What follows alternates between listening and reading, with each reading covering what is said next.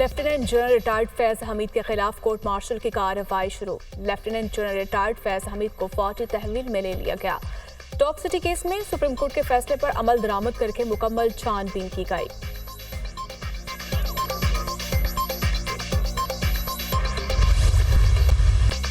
फौज में कड़े एहतसाबी अमल पर डीजीएसपीआर वाज़ेह पैगाम दे चुके हैं। 7 मई को होने वाली प्रेस कॉन्फ्रेंस में डीजीएसपीआर ने फौज के खुद एहतसाबी खदोखाल बयान किए। फौज में खुद एहतसाबी एक कड़ा, सख्त, शफाफ और खुदकार अमल है जो हर वक्त जारी रहता है। जितना बड़ा ओहदा उतनी बड़ी जिम्मेदारी। हमें अपने खुद एहतसाबी के निज़ाम पर फख्र है। डीजीएसपीआर की 7 मई को होने वाली प्रेस कॉन्फ्रेंस।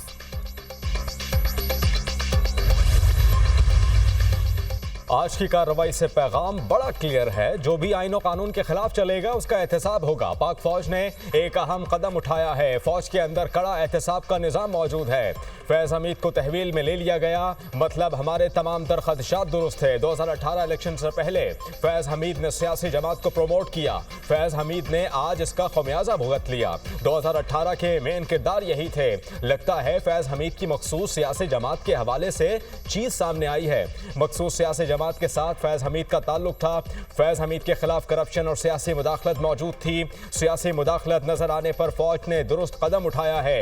पाकिस्तान की सालमियत के खिलाफ मुहिम चलाना मुनासिब नहीं है। 9 मई को मुल्क की सालमियत पर हमले किए गए। वजीर इत्तलात अता तारड़ की दुनिया न्यूज से गुफ्तगू।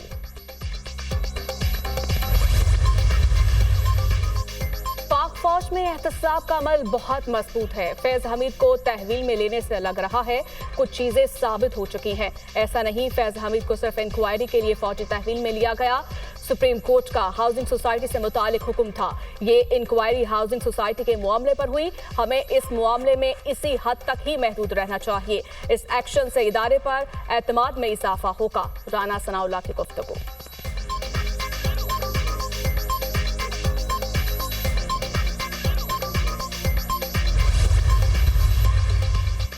देर आए दुरुस्त आए, ये शुरुआत है। अभी बहुत बड़े बुत गिरने हैं। मामला बहुत दूर तक जाएगा। 9 मई वालों की पुश्तपनाही करने वालों का भी एहतसाब होगा। फौज ने पैगाम दिया है, मौजूदा क़यादत ईमानदार है। सिपा सालार को मुबारकबाद देता हूँ। जो नामुमकिन था वो भी मुमकिन कर दिखाया। फैज हमीद और तहरीक इंसाफ एक ही नाम है। आने वाले दिनों में बानी पीटीआई और तहरीक इंसाफ जमीन पर लेट जाएंगे। आने वाले दिनों में सब नन्हे मुन्ने काके बन जाएंगे, सब अच्छे बच्चे बन जाएंगे।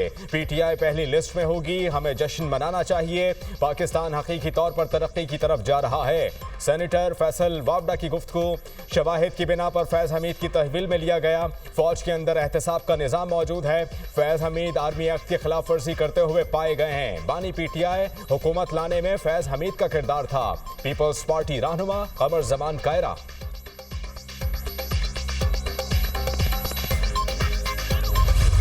कौमी असम्बली के 3 हलकों में नून लीग के 3 उम्मीदवारों की कामयाबी का इलेक्शन कमीशन का फैसला बरकरार। सुप्रीम कोर्ट ने लाहौर हाई कोर्ट का फैसला कलअदम करार दे दिया। NA 154, NA 81 और NA 79 में दोबारा गिनती में कामयाब लीगी अरकान बहाल। अब्दुल रहमान कांजू, अजहर कायूम, नाहरा और जुल्फिकार अहमद की लाहौर हाई कोर्ट के फैसले के खिलाफ अपीलें मंजूर। सुप्रीम कोर्ट ने 2-1 की अक्सरियत से फैसला सुना दिया। इलेक्शन कमीशन आईनी इदारा और इज्जत का मुस्तहिक है। जजेस ने इलेक्शन कमीशन के सरबराह और मेंबरान से मुतालिक गैर जरूरी रिमार्क्स दिए। ये तस्लीम शुदा हकीकत है कि 3 हलकों में दोबारा गिनती की दरखास्तें 9 और 10 फरवरी को आ गई थी।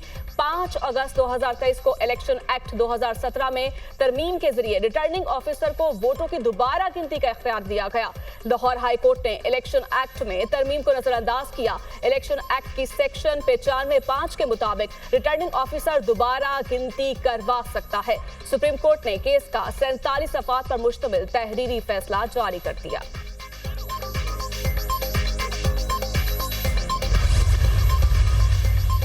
जस्टिस अकील अब्बासी का अक्सरियती फैसले से इख्तिलाफ। हाई कोर्ट के फैसले में मुदाखलत की जरूरत नहीं। लाहौर हाई कोर्ट फैसले के खिलाफ अपीलें खारिज की जाती हैं। इलेक्शन कमीशन ने मुतअद्दिद मुकदमात में इंतखाबी नताइज हतमी होने पर दरखास्तें खारिज की।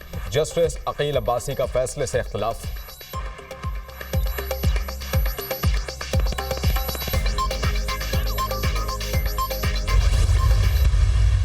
सुप्रीम कोर्ट का जो फैसला आया है उससे हमें बड़ी मायूसी हुई है। उससे इंसाफ का कत्ल हुआ है। हमारे 4 सीटें एक स्ट्रोक के साथ किसी और पार्टी को देने की कोशिश की गई है। रिकाउंटिंग की आड़ में कोशिश की जा रही है कि हमारी जीती हुई सीटें इनको कन्वर्ट किया जाए और उस जीत को डिफीट में तब्दील किया जाए। सुप्रीम कोर्ट को चाहिए था ये बड़े तनाजुर में देखते, इलेक्शन कमीशन के रोल को देखते। तहरीक इंसाफ का सुप्रीम कोर्ट के फैसले पर शदीद तहफ्फुज़ात का इजहार। फैसले को इंसाफ के तकाजों के मुनाफे करार दे दिया। पीटीआई ने अगले चीफ जस्टिस का नोटिफिकेशन जारी करने का मुतालिबा कर दिया। सुप्रीम कोर्ट कानून लीग के एमएनएस की बहाली का फैसला दुरुस्त नहीं है। दोबारा गिनती की आड़ में हमारी जीत को शिकस्त में तब्दील किया जा रहा है। सुप्रीम कोर्ट को चाहिए था इलेक्शन कमीशन के रूल को देखती। एक्सटेंशन की आड़ में ऐसा करने वालों को बांग्लादेश से सबक सीखना चाहिए। एक और बात वाज़ेह कर दे, एक्सटेंशन की अब बिल्कुल गुंजाइश नहीं। इंशाअल्लाह खल्क़े खुदा बोलेगी, तहरीक इंसाफ के खिलाफ साजिशें करने वाले सारे नाकाम होंगे। चेयरमैन पीटीआई बैरिस्टर गोहर की न्यूज कॉन्फ्रेंस। आज का फैसला 8 फरवरी का एक तसलसल है। अवाम फॉर्म 47 वालों को रिजेक्ट कर चुकी है। मसनूई तरीके से मुस्लिम लीग नून की मेजॉरिटी बनाई गई। Senator Shabri Faraz. Supreme court ने पीपी 133 ननकाना साहब से राना मोहम्मद अरशद को भी बहाल कर दिया। सुप्रीम कोर्ट के फैसले से मुस्लिम लीग नून के उम्मीदवार राना मोहम्मद अरशद कामयाब करार। इलेक्शन कमीशन ने दोबारा गिनती के बाद 9 अप्रैल को राना मोहम्मद अरशद की कामयाबी का नोटिफिकेशन जारी किया था। दोबारा गिनती में राना मोहम्मद अरशद को सुन्नी इत्तेहाद काउंसिल के उम्मीदवार राना आतिफ पर 2400 वोट्स की बढ़तरी हासिल हुई थी।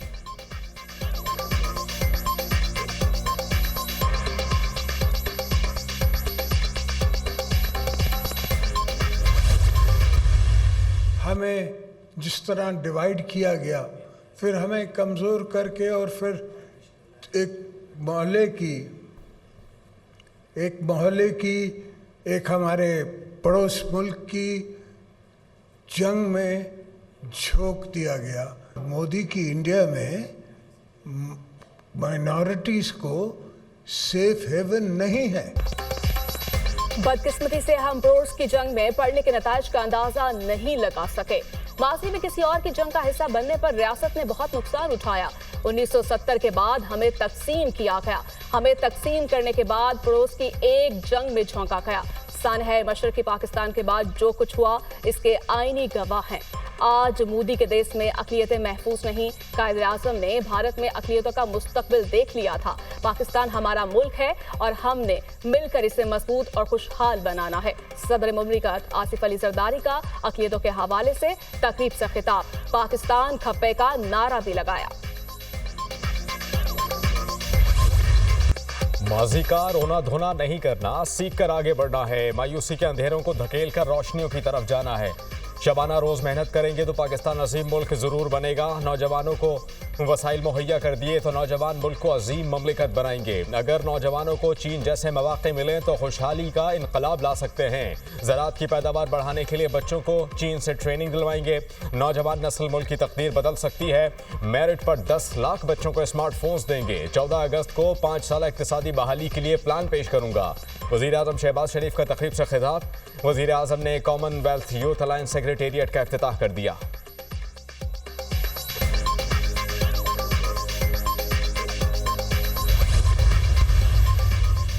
बानी पीटीआई और बुशरा बीबी के खिलाफ 190 मिलियन पाउंड रेफरेंस की समाअत 15 अगस्त तक मुलतवी कर दी गई। नैब के तफ्तीशी ऑफिसर मियां उमर नदीम पर आज भी जुर्हा ना हो सकी। बानी पीटीआई और बुशरा बीबी ने रेफरेंस से मुतालिक दरखास्त अदालत में दायर कर दी। एहतसाब अदालत के फरीकैन के दलाइल सुनने के बाद बानी पीटीआई और बुशरा बीबी की दरखास्त खारिज कर दी। रेफरेंस में कुल 59 गवाहान में से 35 बयान रिकॉर्ड करा चुके।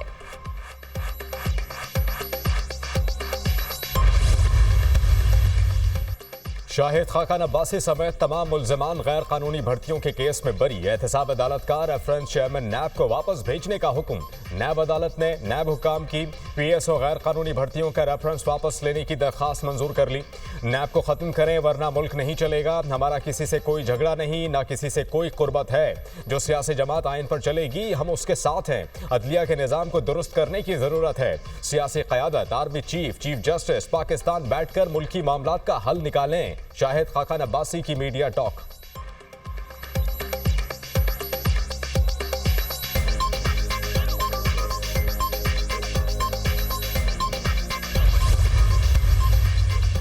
नई हुकूमत के लिए इंटरव्यूज शुरू हो चुके हैं। 20 सितंबर तक टेक्नोक्रेट हुकूमत वजूद में आ सकती है।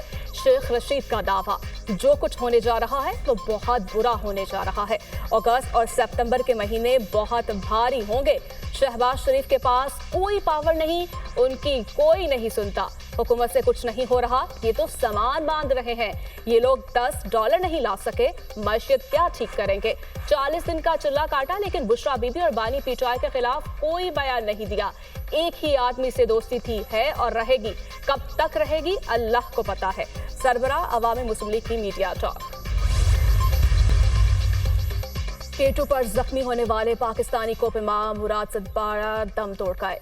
कोपेमा की मैयत बजरिया हेलीकॉप्टर स्कर्दू पहुंचा दी गई। अब कब्रिस्तान में सुपुर्द खाक किया जाएगा। आर्मी एविएशन के हेलीकॉप्टर की मदद से रेस्क्यू ऑपरेशन मुकम्मल किया गया। मुराद सदपारा ब्रॉड पीक की मुहिम जोही के दौरान हादसे का शिकार होकर जख्मी हुए थे। मुराद सदपारा 8000 मीटर से बुलंद 4 चोटियां सर कर चुके थे। सदर मुमलिकत और वज़ीर आज़म का कोपेमा मुराद सदपारा की वफात पर अफसोस का इजहार। कोपेमा के शोबे में मुराद सदपारा की खिदमात को खराज तहसीन। वज़ीर आला पंजाब मरीम नवाज का भी कोपेमा मुराद सदपारा के इंतकाल पर इजहार अफसोस। सोगवार खानदान से इजहार हमदर्दी।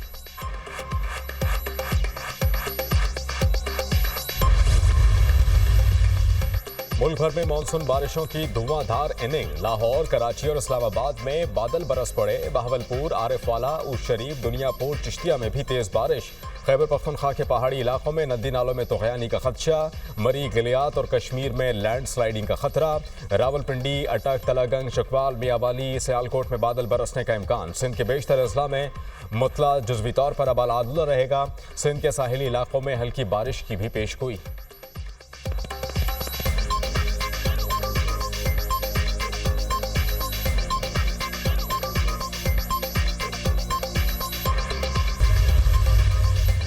और अमीर जमात इस्लामी ने एक बार फिर IPPs के साथ मुआहदे खत्म करने का मुतालबा कर दिया। हाफिज नईमुर रहमान कहते हैं IPPs के मुआहदे अवाम के सामने लाए जाएं, बिजली की कीमतों को कम किया जाए।